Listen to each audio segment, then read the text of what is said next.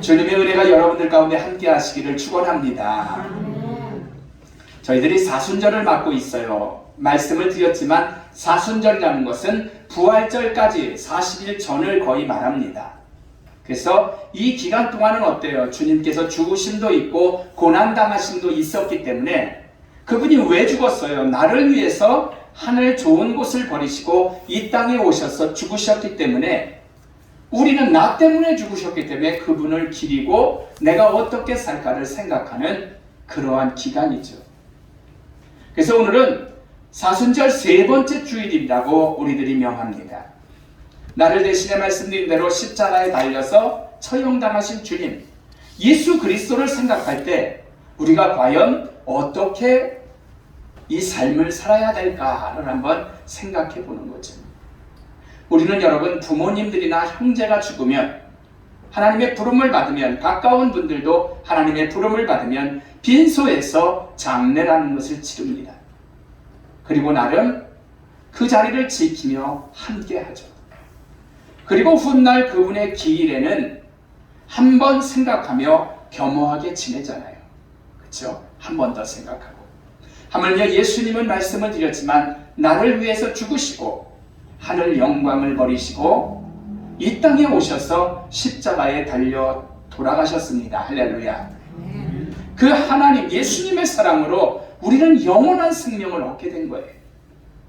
주홍같이 붉은 피가, 죄가, 주홍같이 붉은 죄가 그분 때문에 흰 눈같이 희어진 줄로 믿습니다. 이러한 역사적 사실 때문에 우리는 주님께서 고난당하신 그러한 이 사순절을 귀하게 보내야죠. 예? 어떻게 보낼지는 여러분들도 당연히 아시리라고 생각을 하죠. 우리는 과연 이 사순절 기간을 어떻게 보낼 것인가? 설교를 준비하다가 찰스 코펜 하이버라는 사람이 이런 글을 썼더라고요. 사순절을 어떻게 뜻있게 보낼 것일까? 보낼까라는 거죠. 이에 대해서 말씀한 여러 가지 중에서 7가지를 여러분들에게 보면서 함께 은혜를 좀 나누고자 합니다. 어떤 사람이 여러 가지 얘기 중에 그 중에 7가지를 제가 선택을 한 거죠. 첫째는 괴롭게 한 자를 용서하고, 두 번째는 의로운 자를 찾아가 위로하고, 세 번째는 말을 잘 새겨보시기 바랍니다. 웃음을 잃어버린 세상에서 또는 웃음을 기다리는 자에게 웃음을 주고, 네 번째는 다른 사람을 격려하고 칭찬하고, 뭐를? 이 기간 중에 최소한. 다섯 번째는 부정적인 생활에서 긍정적인 생활로 바꾸어지게 하는 기회로 삼고, 여섯 번째는 다른 사람을 친절한 마음의 자세로 판단하고 항상 말을 조심하고, 마지막으로 일곱 번째는 하루의 일과를 하나님의 인도로 시작해서 하나님의 돌보심에 대한 감사로 끝나는 것이다 라고 누가 이 귀한 말씀을 한 찰스라는 이 코펜하이버라는 사람이 우리에게 귀한 교훈을 줬어요. 여러분, 예수님의 정신은 기독교의 정신인 줄로 믿습니다. 기독교를 한마디로 말한다면 사랑이라고 얘기할 수가 있어요. 어느 정도까지냐면 원수까지도 사랑하라고 우리에게 성경은 말씀하고 있습니다. 이러한 성경의 관점에서 우리는 365일을 항상 그렇게 살아야 되죠. 사실 원수까지도 사랑하면서. 그러나 인간이기 때문에 나약해서 그렇게 행하지를 우리가 못하지요. 그렇기 때문에 주님의 마음으로 살아가지 못하기 때문에 최소한 특별히 생각할 이 사순절 기간만이라도 주님의 사랑을 가지고 살아가야 할 줄로 믿습니다. 아멘. 할렐루야. 그러면 찰스 코펜하이버는 이렇게 7가지를 말했는데 하나부터 보도록 하겠습니다. 함께 있습니다. 시작. 나를 괴롭게 한 자를 용서하고. 이거 쉽겠어요? 네? 정말 싫은 사람들 저도 있고 여러분들도 있어요. 예? 우리는 세상적인 표현을 한다면 어떤 싫은 사람들 이렇게 말합니다. 귀신들은 뭐 하는지 모르겠어. 저 인간 안 물어가고. 예? 이런 마음을 갖게 하는 사람들이 왜 없어요? 있지요.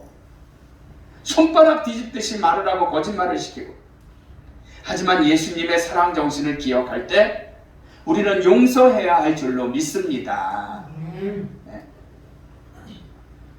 오늘 본문의 말씀은 주님은 십자가상에 매달렸어요.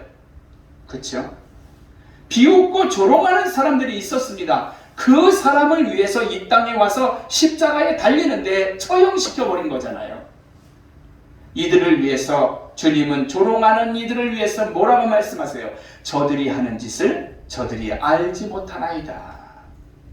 그러니 하나님 용서해 주십시오라고 하나님께 간구하는 예수님의 모습을 보게 됩니다. 여러분 사도행전 7장 말씀에 또 있어요. 예수님이 하늘로 올라가시자 사역을 할 집사들을 선택을 하거든요. 그 중에 스데반이라는 사람이 있었습니다. 스데반은 어때요? 하나님의 말씀을 아주 열정적으로 전하던 그런 귀한 집사님이셨죠. 성도였어요. 이때 자기들이 그렇게 살지 못하여 마음이 찔리던 그러한 사람들이 있었죠. 스데반은 열정적으로 하나님 믿고 살아라. 하나님이 전부다. 주님의 말씀을 기억하자라고 하니까 당시 성직자라고 했던 사람들, 예수를 하나님을 잘 믿는다고 하는 사람들도 그게 찔리는 거예요. 그렇게 못 사니까. 그래서 백성들이나 장로들이나 서기관들이 결국 그 스데반을 돌로 쳐 죽이죠. 예. 그러면서도 그는 죽으면서도 뭐라고 기도를 하냐면은 돌 맞아 죽으면서도 돌 던지는 이들을 향해서 하나님 저들의 죄를 용서하여 주옵소서라고 간청하잖아요. 예. 대단하죠. 사랑하는 성도 여러분, 사순절 기간을 맞으면서 나를 힘들게 한 그러한 자들까지도 여러분들이 진심으로 용서하시기를 축원합니다. 두 번째는 의로운 자를 찾아가 위로하며예요. 함께 읽습니다. 시작. 의로운 자를 찾아가 위로하며. 제가 잘못했네요. 외로운 자죠. 외로운 자. 다시 한번 읽습니다. 시작. 외로운 자를 찾아가 위로하며. 뭐 할 때? 최소한 이 사순절 가운데. 여러분 우리 한국 사회는 이제 무척 번영하고 세계에서도 이제 살기 좋은 부강한 나라가 되었어요. 아무리 북한이 애들 말로 깝친다고 해도 여러분 이 무기력이 군사력이 세계에서 손꼽히는 나라입니다. 우리나라는 게임이 안 된대요. 그리고 또한 경제적으로도 얼마나 살기 좋은 나라인지 몰라요. 이렇게 좋은 나라, 이렇게 대단한 나라인데 외롭게 살아가는 분들이 이 땅에는 너무나 많다는 거예요. 통계에 의하면 2021년 우리나라 빈곤한 독거노인은 100만 명 가운데 된다고 해요. 혼자 사시는 어르신들이. 예.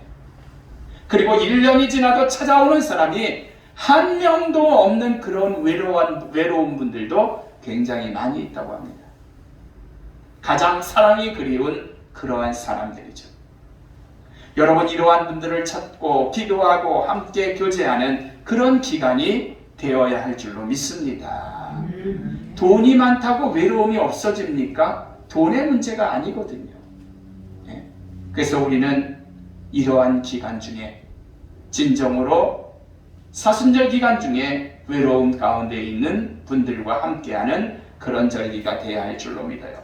자, 세 번째 봅니다. 세 번째는 웃음을 잃어버린 세상에서 또는 웃음을 기다리는 자에게 웃음을 줘야 돼요. 함께 있습니다. 시작. 웃음을 잃어버린 세상에서 또는 웃음을 기다리는 자에게 웃음을 주며. 요즘은 웃음이 없어요. 애기들은 하루 종일 웃는 거래요. 근데 성인이 되면 하루에 10번이나 웃을까 말까 한다고 합니다. 웃으면 엔돌핀도 나오고 웃으면 건강해지고 웃으면 모든 일이 좋고 화해하게 되는데 웃음이 없는 거예요. 오늘날은 살기가 좋아졌음에도 불구하고 웃음을 상실한 시대가 돼버렸단 말이에요. 이제 우리는 기쁨이 넘치도록 이웃에게 웃음을 선사하고 나이 없이 웃는 그러한 하나님의 귀한 존재가 되어야 할 줄로 믿습니다. 사랑하는 성도 여러분, 웃음은 건강을 줍니다. 웃음은 기쁨을 주는 그러한 요소임을 분명히 기억하시기를 축원합니다. 네 번째는 다른 사람을 격려하고 칭찬하며 함께 읽겠습니다. 시작. 다른 사람을 격려하고 칭찬하며 다른 사람을 격려하고 칭찬하며. 사랑하는 성도 여러분, 우리는 자꾸 나쁜 부분만 찾아냅니다. 그렇죠? 비꼽니다. 그리고 또한 힘들게 하는 것보다 한 가지라도 칭찬을 찾아서 격려하시는 저희들이 되어야 할 줄로 믿어요.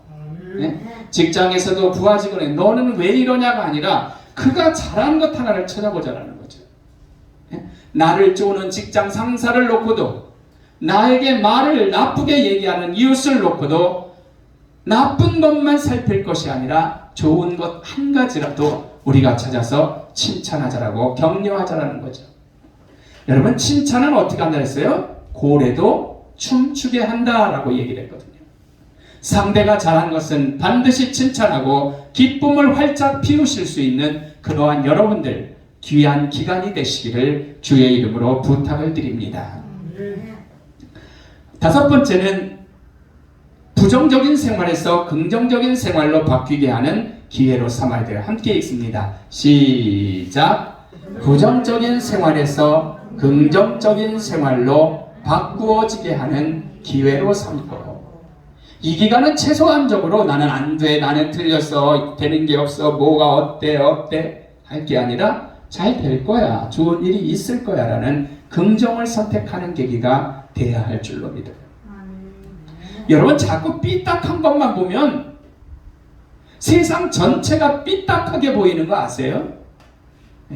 그건 내 관점에 달려 있는 거예요. 하지만 우리가 좋은 점만 찾으면은, 감사한 부분만 찾으면은 너무나 많다라는 사실도 기억하시기를 바랍니다.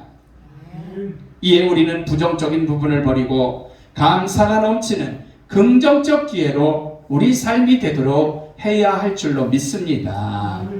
왜 없어요? 찾아보면 엄청나게 많지. 내가 다 부족해도 예수님 믿어 천국 가게 되었으니까 이 얼마나 감사한 일인가 라고 여러분들이 생각하시기를 주의 이름으로 부탁을 드립니다.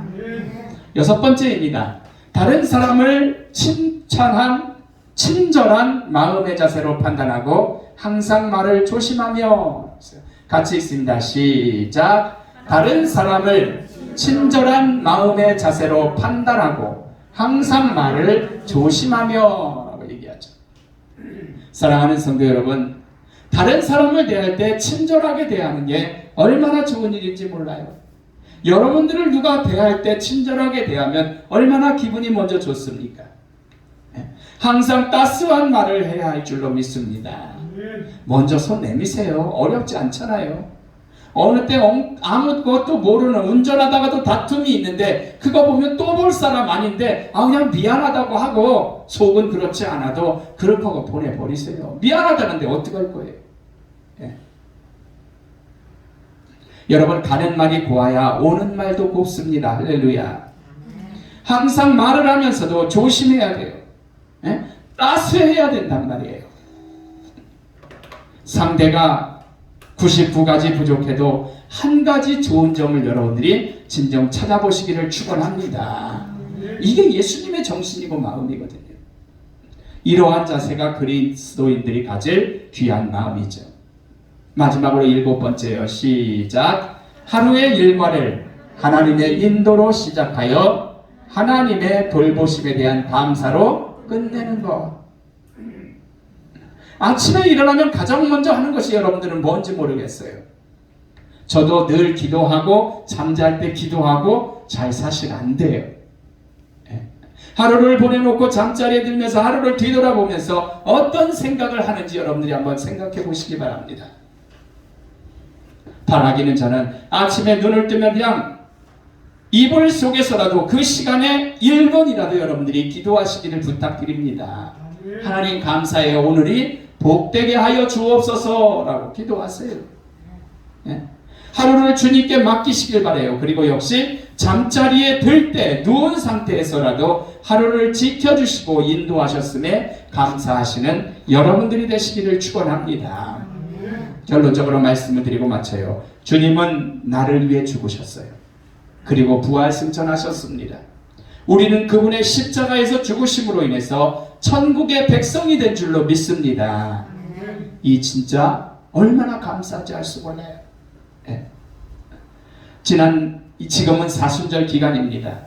나를 대신해서 죽으실 그러한 날 40일 전까지의 부활 주갈 기간이죠. 특별히 이 기간에 여러분들이 주님 생각하시면서 그분의 뜻을 따라서 귀하게 이 시간을 보내시기를 축원합니다. 기도하겠습니다.